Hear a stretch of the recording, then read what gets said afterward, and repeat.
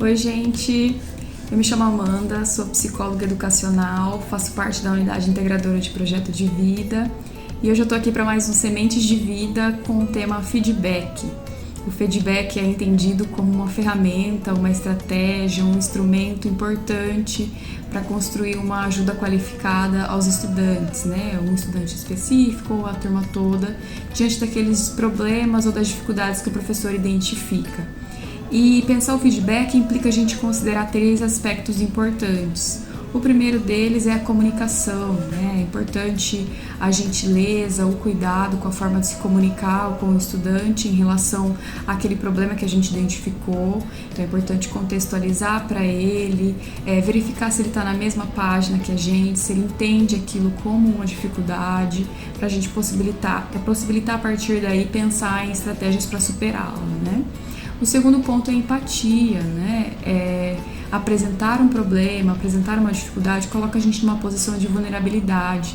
Então, entender que o outro possa estar sensível ou possa estar passando por situações que levem a essa dificuldade também faz parte desse processo de feedback para que a gente possa construir numa relação conjunta os instrumentos, as ferramentas necessárias para superar esse problema.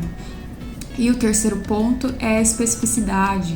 É importante a gente ter um foco, ser específico em relação a qual dificuldade estamos tratando nesse momento, e é sempre importante trazer ali algumas sugestões ou construir sugestões de superação junto com o estudante em relação àquilo que foi identificado. Eu trouxe para vocês aqui um exemplo, eu gostaria de fazer a leitura sobre como a gente pode dar o feedback em uma situação específica. Então, eu posso dizer para um estudante: olha, eu estou aqui com a sua atividade, que eu já corrigi, e nessa questão aqui, eu queria verificar se eu entendi o que você quis dizer. Então, eu estou contextualizando para o estudante aquilo que eu identifiquei, eu estou colocando para ele os fatos em relação a um aspecto específico, né?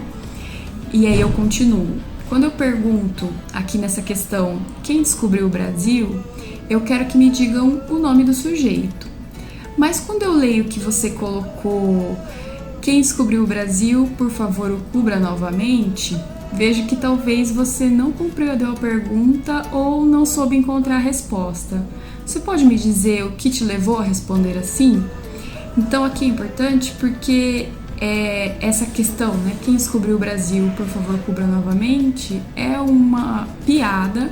E muitas vezes a gente pode levar isso para um lado negativo, né? Já de se posicionar negativamente com o estudante que responde dessa forma.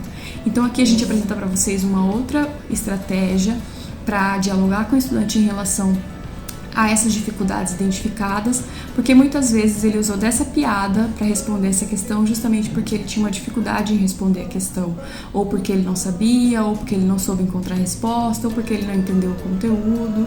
Então a gente traz aqui, devolvendo para o estudante, para que ele traga para a gente o que levou ele a responder dessa forma. Então eu continuo. Que tal a gente verificar junto no livro didático o que ele traz sobre esse assunto?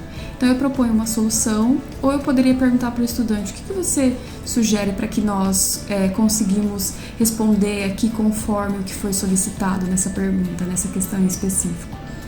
Então esses são alguns aspectos em relação ao feedback que é importante a gente ter em mente. Eu espero colaborar com vocês e qualquer dúvida, entre em contato com a gente pelos nossos canais oficiais. Um abraço e até mais!